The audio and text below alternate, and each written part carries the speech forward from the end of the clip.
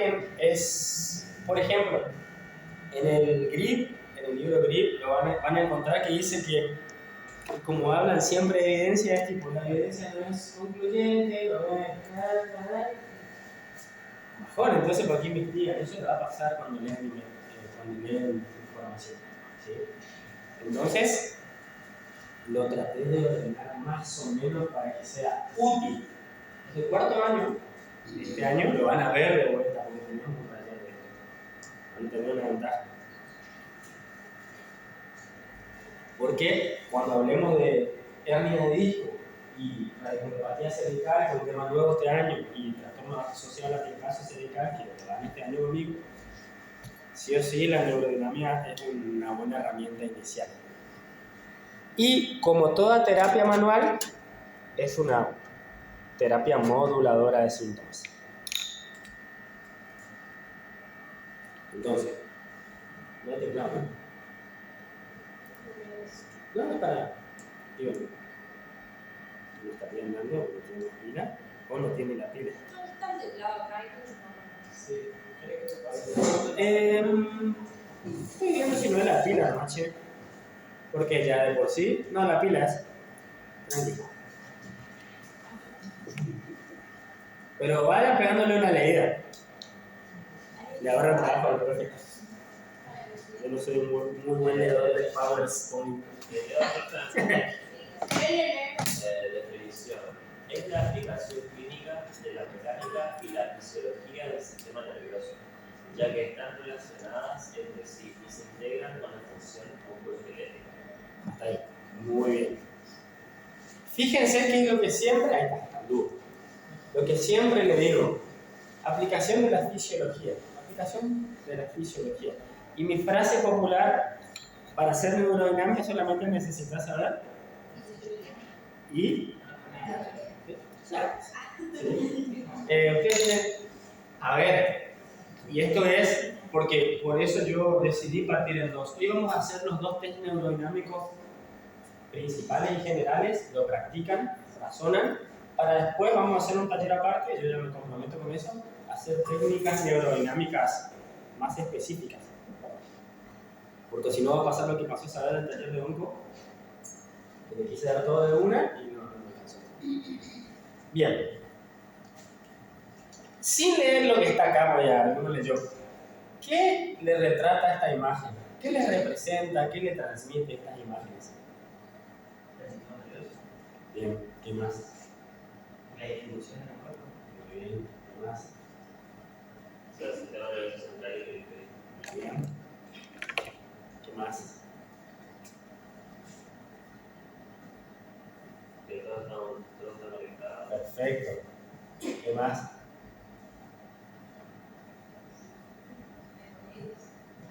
Muy bien. ¿Qué más?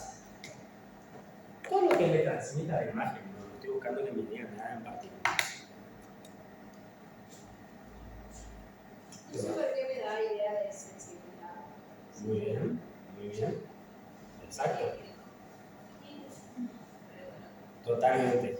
Básicamente, el tejido nervioso, en todas sus expresiones, el sistema nervioso central, periférico y autónomo, están en relación con absolutamente todos los tejidos.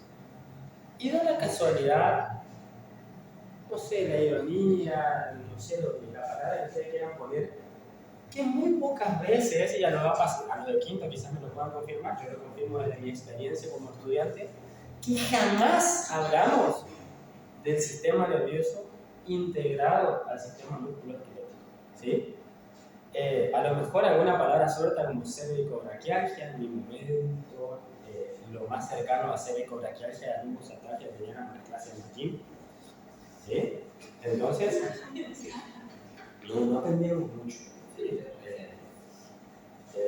Entonces, básicamente, si yo muevo un hombro, muevo una rodilla o lo que sea, el tejido nervioso se está moviendo en la profundidad de los tejidos, siempre. Es un fascículo continuo, es una sola cosa. El cuerpo en realidad es una sola cosa. Posee funciones mecánicas que son tres principales: tensión, deslizamiento y compresión. Son las tres que vamos a tratar de desglosar y entender para que sepan, y cuando lleguemos a hernia de disco ahora en septiembre, octubre, que no toda compresión nerviosa es sinónimo de síntoma, ¿sí? No toda compresión nerviosa es sinónimo de síntoma. Y después funciones fisiológicas que no las vamos a desglosar, pero, bueno, el flujo sanguíneo intralocal, intraneural, conducción de impulsos, la inflamación y la mecanosensibilidad, que los voy a ir nombrando de a poquito. Pero, ¿cuál era a nivel vascular la característica que tenía el nervio? Una característica fundamental o diferencial que tenía el nervio periférico sobre todo, a nivel vascular, no tenía que. Tiene sí, pero de reacción a nivel del neuro sí tiene. Exacto. ¿Qué más? Carecía de qué sistema que no tenía. El linfático. No tiene un sistema linfático propio que drene. Entonces, ¿qué pasa?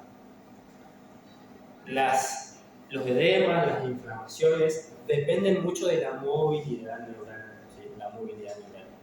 Y si no hay eso, puede haber infinidad de síntomas que vamos a tratar de desglosarlos. Hay tres diagnósticos diferenciales fundamentales, ¿sí? Las movilizaciones neurales, como todo método, van a sustentarse en ideas propias del método, ¿sí? La neurodinámica clínica es la de Michael Schachter, es la que yo le traje porque está basada en la evidencia. Tengo ahí el libro en el drive, lo tengo que descargar, pero pídanme antes que me vaya si lo descargo en la compu. En un modelo de 3 componentes que se clasifican en relación al sistema nervioso en superficie de contacto mecánica, estructuras neurales y tejidos inervados. Si yo me pongo a analizar, es toda una misma cosa, porque ahí viene a continuación. Fíjense. Esto es esquemático. Superficie de contacto, y como dice acá, es toda parte del cuerpo que no sea sistema nervioso, ¿sí? Que esté en relación íntima con el sistema nervioso, con el nervio periférico, con lo que sea. La neurodinámica clínica generalmente trata del sistema nervioso periférico y su relación con el central, pero no habla tanto del central. Después tenemos el tejido nervioso propio, todas aquellas estructuras centrales y periféricas. Ustedes ya saben cuáles son absolutamente todas, ¿sí? Dato de color que les dejo ahí, importante. Si hay daño o participación de los ganglios, las raíces nerviosas o los nervios periféricos en el síntoma, eso es dolor radicular. El más complicadito de todos. Pero si hay participación predominante del tejido conectivo, es nociceptivo. El dolor radicular y el dolor nociceptivo son dos entidades gigantes aparte, que ahora entre ustedes la van a diferenciar cuando practiquen. Y bueno, y los tejidos inervados son todas las estructuras que están en conexión y son dadas a funcionar por el sistema nervioso. El tejido conjuntivo que refiere ahí se refiere a, por ejemplo, a la neuro. Exactamente. Específicamente del tejido nervioso, sí, las meninges a nivel central, el epipedi yendo a nivel periférico, ¿sí? Generalmente el dolor al tejido conjuntivo, ¿alguien lo conoce? ¿Al dolor al tejido conjuntivo alguien lo experimentó? Seguramente de forma consciente. ¿Alguien tiene un acortamiento acá? Todos, pero ¿quién lo sufre más? ¿Alguien que tenga un acortamiento muscular en los isquios? ¿Sí? A ver, pero... Bueno, a mí eran porque a lo mejor necesito, porque vos capaz necesitas el estímulo más tenso.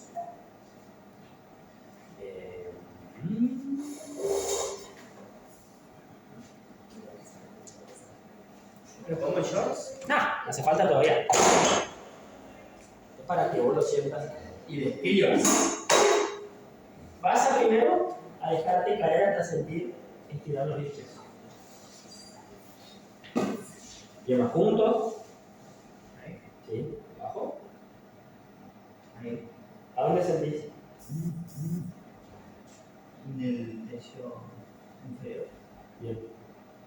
Sentís la sensación y aprendela, porque ahora te voy a diferenciar esa sensación del dolor conjuntivo. Ponete acá, vas a apoyar las manos acá, vas a juntar los talones, vas a llevar la punta de los pies hacia afuera.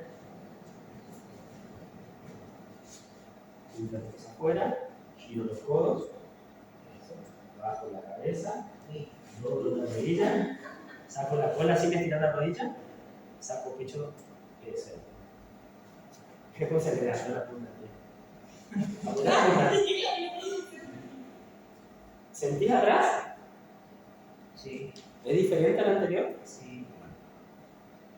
Hay como que me quema más, no sé. Ahí está la palabra. Muy bien, gracias. Salió todo como planeamos el auto. El dolor conjuntivo, porque a ver, el dolor radicular es quemante también. Sí, es quemante. Es muy molesto e insoportable. El dolor conjuntivo es quemante, muy incómodo, pero es como ambiguo. A algunos como que les genera placer y sobre todo el dolor conjuntivo te da la sensación de que va a aflojar. El radicular no. A medida que aumenta la tensión, aumenta la reacción. ¿Vamos ahí? Bien. Es sumamente importante ese experimento porque uno de los grandes diagnósticos diferenciales que tenemos que hacer en un test neurodinámico es descartar que sea músculo esquelético. ¿Sí? Y el conjuntivo es músculo esquelético. Y a ver, ese dolor conjuntivo que vos tenés era porque estiramos, ponemos en tensión todas las fases corporales.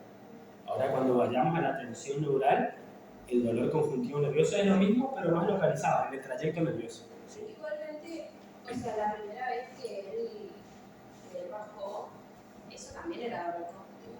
Claro, sí. Lo que pasa es que yo, muy bien, lo que pasa es que yo cuando puse acá el ajuste, así como el sistema nervioso estaba unido de los pies a cabeza, yo puse en tensión todas las fases, ¿sí? Para que tense. Claro, por eso sintió la sensación quemante. Que en algún momento, si quieren, en el semillero le doy una clase, no sé si lo dio Jessy, también trabajo sobre fascias. No, pero no te olvides nada. Porque... Ya que anotamos.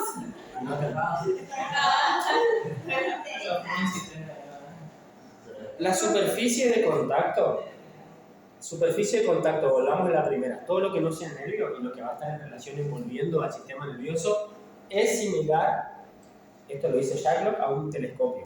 ¿Qué quiere decir? Que se mueve, gira, se alarga, va para un lado, para el otro.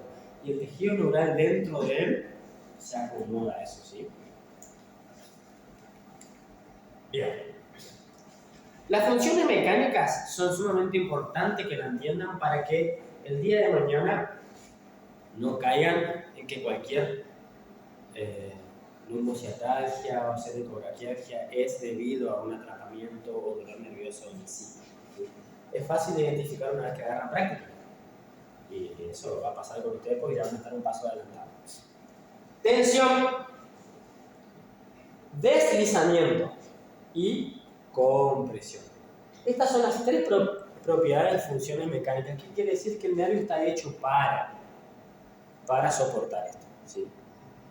¿Cuál creen que puede ser la más agresiva para el nervio? Y en el día a día, la que más puede generar daño. ¿Compresión? ¿Quién da otra cosa?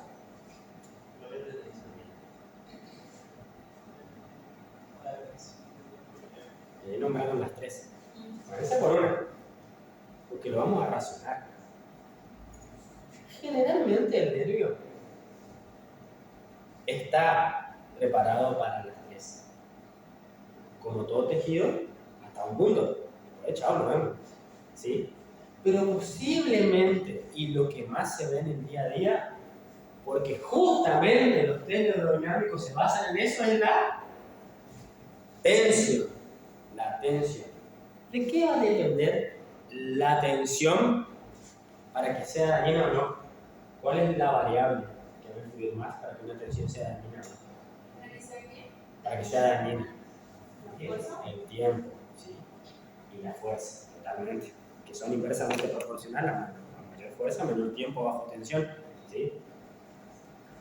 Y la compresión en segunda instancia. El deslizamiento, y no por nada está en el medio, es un mecanismo prácticamente compensador de las dos, ¿sí? Porque ustedes tienen que entender, y acá va una de las primeras premisas, ¿sí? Que el nervio discurre dentro, ¿sí?, de la cubierta conectiva, y la cubierta conectiva se comprime y se tensa más que el interior, ¿entiendes? Entonces, el nervio por dentro se va a deslizar, ¿sí?, por dentro de la cubierta conectiva, aunque la tensión de la fascia sea mayor, ¿se entiende? Del tejido conectivo. No es así fascia, pero conectivo. ¿Entendieron esto? ¿Sí?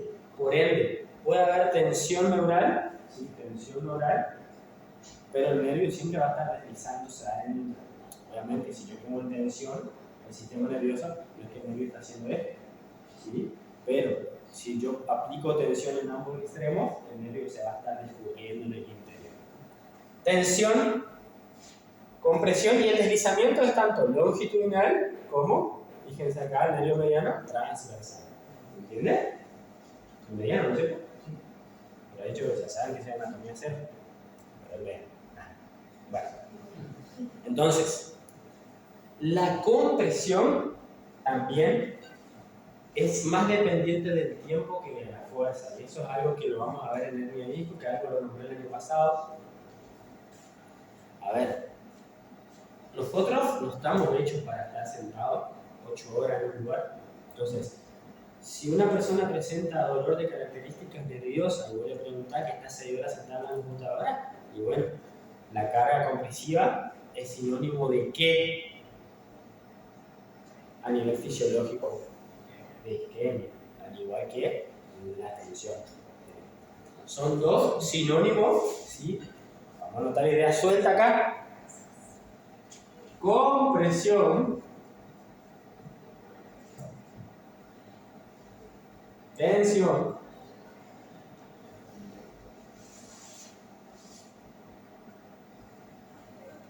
más tiempo o fuerza es igual a isquemia, ¿sí?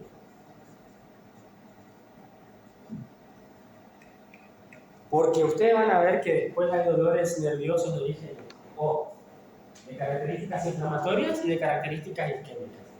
¿Cuál es la principal diferencia clínicamente entre un dolor inflamatorio y un dolor isquémico? ¿Cuál creen ustedes? ¿Se acuerdan? La irritación. ¿Cómo? La irritación. No. O sea, yo tengo un dolor, o un paciente tiene un dolor, y les va a comentar que hizo algo por su dolor. Ese algo que hizo, ¿cómo te hace ver que es inflamatorio o isquémico? Como una INE le Si responde a la INE es inflamatorio. Si responde a la INE y posiblemente no sea inflamatorio. En el caso del dolor nervioso, si tenés características irradiadas y uno responde al antiinflamatorio y el otro no, porque uno es isquémico y el otro es inflamatorio. ¿Entiendes? Dato. A ver, si el paciente en la historia clínica te dice que no le pasó con el aire, entonces hagamos terapias antiinflamatorias, Mateo. ¿Sí? O si te dice. No tiene sentido seguir tomando. Claro, porque te dice, el típico, me tomo ibuprofeno cada 8 horas, pero no me hace nada. Claro, O sea, sí. De hecho, conocí una señora ahora que ella dice que no hay medicamento que no esté tomando, tipo el médico le da encima medicamentos cada vez más fuertes y ninguno le hace efecto. Ella tiene el uso de energía. Y aparte, esto es algo que tiene Jorge López Cubas, no se olviden de este nombre, es un gran neurodinámico en español. Ahora López Cubas. No sé si tiene Instagram, pero tiene videos interesantes ¿En YouTube? en YouTube. Ah. López Cubas, neurodinámico. En YouTube no tengo, me acuerdo. Después de Shark viene el libro. Bueno, el libro tiene 250 hojas, páginas. ¿Qué? Re poquito. Re poquito. Y es básicamente la base de lo que vamos a ver. Ahí lo puedo subir después a la hora. Sí, ahora lo terminamos acá y ya lo subo acá y después se encargan de subirlo. Bien. Entonces, ¿cuál es la gran ventaja de la neurodinamia? Que puede influir sobre la terapéutica del sistema nervioso sin la necesidad de ser tan invasivo. Porque la mayoría de los medicamentos o tratamientos farmacológicos para el dolor nervioso tienen componentes antidepresivos, anticonvulsionantes, son complicados, o sea, te dan un efecto posible a diferencia de otros mucho más complejos. Entonces, es importante que nosotros sepamos esto, por eso ya me dejaron ponerlo este año como parte de la currícula, ¿sí? La movilización de eso. ¿Entendimos esto? ¿Sí? Siempre va a haber compresión, siempre va a haber tensión, siempre va a haber deslizamiento nervioso. El factor tiempo lo va a determinar si es dañino o no, por eso es importante la evaluación, ¿sí? No es lo mismo trabajar 6 horas sentado, pero me levanto cada media hora que las 6 horas sentado ahí, ¿sí? Eso es dañino, ¿por qué? Porque si hay isquemia o si hay inflamación con edema, ¿qué pasa en el tejido con el tiempo? ¿Qué pasa con un tejido? Deja de tener sangre. Se fibrosa. Simple. Se fibrosa.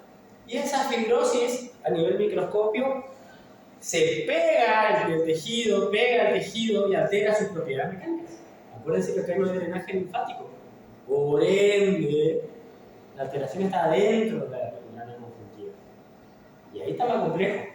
Por eso hay personas que tienen dolor radicular, dolor neuropático periférico, muy complicado de tratar, ¿sí? Muy complicado. Y ahí es donde entra la reina y señora de todos los servicios. Eso es nada. El otro. Entonces hay que decir, bueno, a ver, todo bien con el ultrasonido, tiene alguna evidencia, pero si en tu historia, porque fíjense, lo sabe que la historia clínica, a medida que te va abriendo la cabeza, pues sí, el ultrasonido no era tan así. ¿Sí? Y mira que lo hago, le siguen poniendo acá en la proyección de la raíz nerviosa el ultrasonido. ¿Sí? Y todo bien, ¿no? Una cosa sobre el deslizamiento no hace referencia solo en relación a su tejido conectivo, sino también a los músculos y demás. Claro. O sea, Excelente. porque es diferente. Excelente. Sí. Deslizamiento en toda su amplitud. Se desliza la cubierta conectiva, pero por dentro también. ¿Sí? Por dentro también. Eso es sumamente importante. Y si hay inflamación, podría evitar muchísimo. Totalmente. Sí. La inflamación hace que el tejido sea reactivo. ¿Sí? Reactivo. No sería más. ¿Ya? No sería más grave entonces no sé clínicamente, pero digo, adentro cuando uno ve el isquémico, porque yo me imagino si está fibrosado, no tendría a ser seguro ahí con el tejido conectivo, por ejemplo, de los músculos y demás, y ahí como que tener menos movimiento otra vez. Eso también, muy bien. Entonces, hijo, no sé clínicamente. Entonces, ¿cómo se podía expresar? Estas son diferencias muy mínimas. En la experiencia le va a nutrir. Pero un tejido isquémico contra un inflamatorio, clínicamente, ¿cómo se podría ¿Cómo se podría? comportar? ¿Cómo se podría expresar en la clínica? Esto es lo que en realidad suma, porque yo le puedo editar la clase y pasa. Quizás más o sea, quizás sea más molesto si le hacemos un lacé el que es fibroso, porque es isquémico, ¿no? Si hay adherencia, eso digo. El tejido isquémico se debilita, mientras que el tejido inflamatorio sería mucho más reactivo en movimiento. Ahí va uniendo ahí. Muy bien. Ah, ok. Pero lo que ella dijo es muy importante, porque ¿qué puede pasar? La irritación nerviosa es inolvidable cuando la ven en un paciente, cuando lo vivencian ustedes. El componente inflamatorio reactivo es sumamente importante. Pero si hay una adaptación fibrótica o isquémica a lo largo del tiempo, ¿con qué propiedad, no sé, propiedad musculoesquelética o propiedad del movimiento puede verse evidenciada? No tanto así en la irritabilidad, sino en qué. La elasticidad. Exacto, en la pérdida del rango de movimiento. ¿Sí? No, y al mismo tiempo, si es eso, no, quizás mantener un poco en el tiempo, o si se aplica calor también, seda. Exactamente. En cambio, el inflamatorio. Ustedes tienen que pensar todos esos conceptos de inflamación isquemia a nivel micro, ¿sí? Porque son pequeñas cositas que se van haciendo, que suman a la larga. Sí, pero excelente. Eso es lo que me interesa. Sí, eso es lo que me interesa. Profe, estaba pensando con la imagen del conducto capial. Por ejemplo, si yo hago una prueba con la de Tiner para evaluar la compresión, la elongación de los cerebros, ¿lleva algún su deslizamiento? ¿O eso ya no tiene? Bueno, entramos en un tema que quería dejarlo para la próxima clase, pero se lo voy a nombrar. Ustedes tienen estas tres propiedades mecánicas, que a su vez se pueden acompañar de mecanismos de cierre y de apertura de los conductos. ¿Sí? Tanser y Palen evalúan los dos, cierre y apertura. ¿Sí? Obviamente el cierre está relacionado con la compresión y la apertura con la tensión. ¿Se entiende? Que vamos a ver un ejemplito ahora chiquitito cuando vamos a la parte práctica, pero a ver, esto es razonamiento puro. Ya lo estructura nomás, pero no pasa nada. A ver, y es algo que yo le voy a dar en columna lumbar así muy bien por encima. Pero a ver, si una raíz nerviosa está irritada, ¿sí? Para hacer el diagnóstico diferencial con isquemia. Porque si hay isquemia y fibrosis, prácticamente el problema está en lo que está pegado, vamos a decirlo de forma bruta, está pegado al tejido. ¿Sí? En cambio, si la raíz nerviosa está molesta, irritada por algún agente, como puede ser una hernia de disco que produce inflamación, etcétera, etcétera, entonces posiblemente la apertura pueda liberar, ¿sí?, la compresión y mejorar el síntoma, modificar el síntoma. ¿Sí? El mecanismo de cierre y apertura lo vamos a dar la próxima cuando tengamos bien claro lo básico. ¿Pero se entendió eso? Ahí está la diferencia, porque yo me acuerdo que no he atendido tantos pacientes de glucosa tánica, por ejemplo, en el sur, pero me acuerdo que una vez una profe me dijo, si yo no le hice elongación, pero como que meta toda la cabeza, que elongue bien toda la cadena extensora. Y yo le dije que no le hice porque había un paciente que ya se le había hecho eso y refiere que le molesta mucho. Y me dijo que a veces eso libera, y ahí también me pongo a pensar que está la diferencia en esos dos tipos de pacientes. Generalmente, cuando veamos dolor lumbar después, van a ver la diferencia en un algoritmo que no es estandarizado para todo el mundo, pero si por ejemplo vos tenés una persona que tiene un dolor irradiado, ¿sí?, con el movimiento repetido mejora el dolor, adapta el dolor, listo. Yo puedo sospechar de que no es un problema de compresión, ¿sí?, pero no mejora con el movimiento repetido, entonces paso a la descompresión y mejora. Entonces ahí podría ser un problema de compresión nerviosa, ¿se entiende? Es un algoritmo que ya lo doy en cuarto año cuando vemos hernia de disco, pero bueno, entre toda la información que yo les doy en ese tema, por ahí se me escapa, pero lo vamos a razonar. Está perfecto, vamos por el buen camino, porque básicamente la neurodinámica es listo. Llego hasta este punto para aplicar el test y el tratamiento porque todo esto que estamos charlando lo asumimos en la historia clínica, lo aplicamos. El razonamiento es fundamental para todo, ¿sí? Porque después cuando vean el trastorno asociado a la latigazo cervical y ustedes que van a tener alguna base de neurofiliar, van a saber que en líneas generales, cuando vos tenés un poquito más de información en tu cabeza, sabes que el mareo siempre es cervical y que el vértigo siempre es vertebral. No hay con qué darle. Antes hacían una ensalada tremenda, pero en los dolores de cuello crónico, y los trastornos asociados al latigazo cervical crónico, ambos junto al vértigo, ¿sí?, vértigo paroxístico posicional benigno, tienen involucrados los reflejos vestíbulo ocular, cervicocular, los números lean eso, ¿sí? Entonces, qué sé yo, en una persona que le duele el cuello, ¿sí?, no es un problema de debilidad, ¿sí?, a lo mejor es un retardo en el reflejo, porque el ojo se mueve rápido y el cuello no acompaña esa velocidad del ojo, entonces como el ojo no hace foco, hace movimiento sacádico y se marea la persona. Por eso el mareo cervical es esporádico, ¿sí? No es que se dé vuelta todo como el vértigo, porque hay un problema en los conductos semicirculares, ¿sí? Es como todo se relaciona, pero bueno, es un tema otro. Pero bueno, en cuarto año ustedes lo van a dar, ¿sí? Pero le voy tirando así cositas. Esto es algo que nunca vimos a lo mejor, yo no lo vi hasta que lo estudié. Pero fíjense este corte, hermoso corte de esta pieza anatómica, ¿sí? Miren la raíz nerviosa y miren todo el espacio que tiene.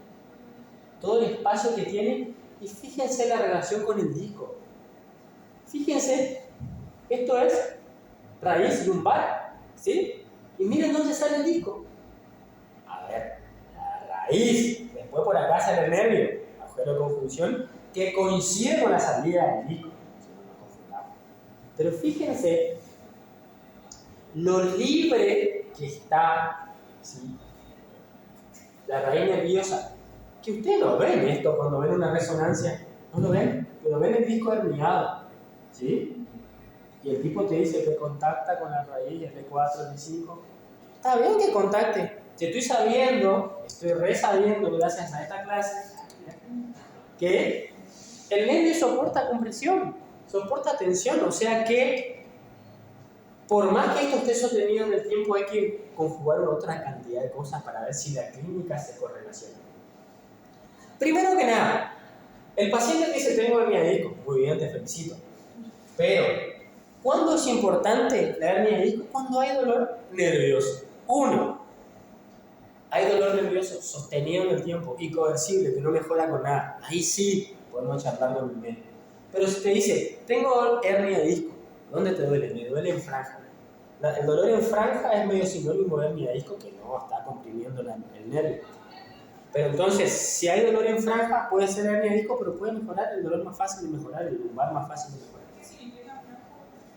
El cinturón, que tenés una compresión, tenés una hernia de disco que está comprimiendo estructuras por fuera del anillo y que genera un dolor referido así en el cinturón. La persona, lo primero que tiene que preguntar a nivel, o sea, en la historia clínica, cuando te duele la cintura, ¿cómo te duele? ¿Te duele en franja o en